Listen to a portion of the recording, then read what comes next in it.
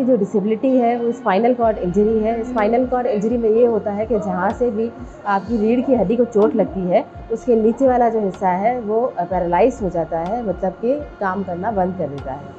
मैं जो है एज अपनी मेडिकल मेरी लाइफ स्टोरी में मैं बताऊंगी कि मैं बाय बर्थ डिसेबल नहीं थी। मैं एक नॉर्मल इंसान की तरह मैंने अपनी ज़िंदगी गुजारी है। मैंने यूनिवर्सिटी लाइफ और MBBS अपना एज ए नॉर्मल कंप्लीट किया है।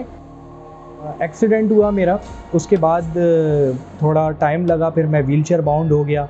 मेरा बाइक से एक्सीडेंट हुआ था और सर बस फिर उसके बाद व्हीलचेयर पे आने के बाद काफ़ी ज़िंदगी डिफरेंट हो जाती है। बहुत मुश्किल होता है, कहना आसान होता है, जो इसको समझाना भी बहुत मुश्किल होगा। तो उसके बाद फिर जो है मैं बस लाइफ फिर व्हीलचेयर के हिसाब से चलना शुरू हुई। हादसे के बाद ऐसा हो गया था कि इंसान जो है, इंसान का एक बाजू भी सुन्न हो जाता है तो वो इंसान परेशान हो जाता है। इसी तरह ही जब मेरे पास डिसेबिलिटी आई, और डिसेबिलिटी से पहले मैं आपको बताती चलूँगी कि जब मेरे साथ ही हादसा हुआ उस वक्त 2 महीने ही हुए थे कि मेरी शादी हुई थी। और मेरे जो हस्बैंड थे उन्होंने जब देखा कि ये डिसेबिलिटी परमानेंट है तो उन्होंने कहा कि वो डिसेबिलिटी के साथ नहीं चल सकते हैं और उन्होंने सेपरेट होना ज़्यादा। अब ये सारी चीज़ों के साथ इसके बाद मैं इतना एक ऑब्वियसली एक सडन शॉक था। तो मैंने अपने आप को 7 इयर्स अपने आप को घर में बंद रखा कि एक डिसेबिलिटी ये एक्सेप्ट नहीं कर पा रही थी कि इस चीज़ को मैं एक्सेप्ट कैसे करूँ। उसके बाद मुझे इस हैंड्स DWA ILC मतलब कि यहाँ का पता चला, और मैं जब यहाँ पे आई तो मैंने देखा कि यार माधुरी ऐसी चीज़ नहीं है कि जिसके साथ दुनिया में आप नहीं चल सकें।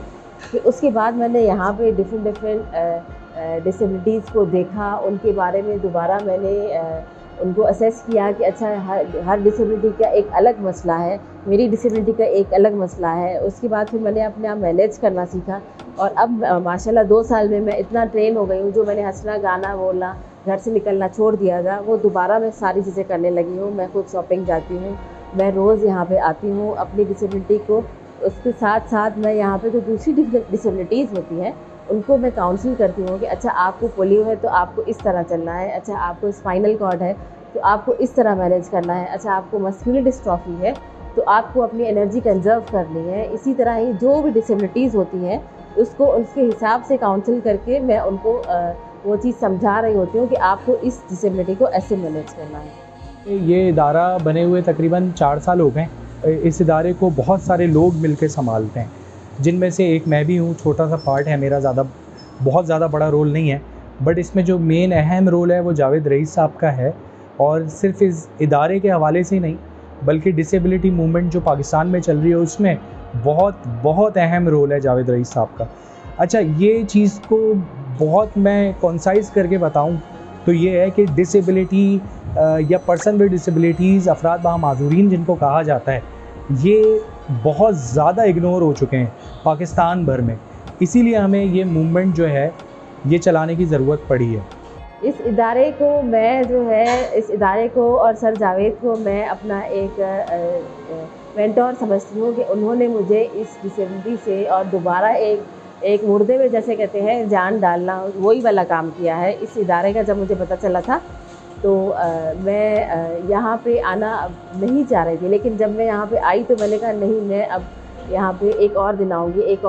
ये करते करते मैंने जब इस अपनी डिसेबिलिटी को यहाँ से समझा तो मैंने कहा नहीं, ये एक चीज़ है, मतलब ये जो इदारा है यहाँ पे जहाँ इतना एक्सेसिबल है कि आप कहीं पे भी किसी चीज़ की ज़रूरत नहीं पड़ती है, आप खुद से हर चीज़ कर सकते हो। और जो मतलब कि जो लोग हैं जिनको डिसेबिलिटीज़ के बारे में नहीं समझ में आता, आप उनको बता सकते हैं। जो भी माजूर इंसान है, जो भी डिसेबिलिटी जिस किसी को भी है, वो जो भी काम नहीं कर सकता है वो यहाँ पे हम जो भी आते हैं यूज़र्स को सर्विसेज देते हैं, और उनको एक मैनेजमेंट सिखाई जाती है कि आपको इस माजूरी के साथ कैसे लाइफ में चलना है, कैसे इस चीज़ को मैनेज करना है, और कैसे जो है वो मतलब कि जैसे कि अगर कोई माजूर इंसान होता है, अगर कि उसने अपने आप को बंद कर दिया है अपने घरों में या बाहर नहीं निकलता है, तो उसको ये सिखाई जाती है कि आपने बाहर कैसे माशरे में जाना है और आपने कैसे बाहर निकलना है।